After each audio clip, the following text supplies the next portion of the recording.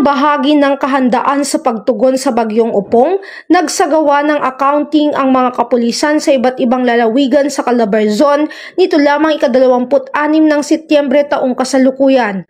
Nagkaroon din ng mga preemptive evacuation sa iba't ibang lungsod ng Laguna.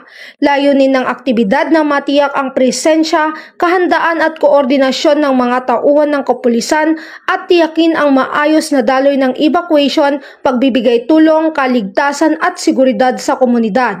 Ito ay kaugnay sa direktiba ng pamunuan ng PNP na palakasin ang disaster preparedness at response operation ng kapulisan bilang suporta sa mga lokal na pamahalaan at iba pang ahensya sa panahon ng kalamidad. Mula dito sa Calabarzon, ako ang inyong Police News Network Correspondent, Pagkakambuman, Sir May Tiwabay. Alagad ng batas, tagataguyod ng balitang.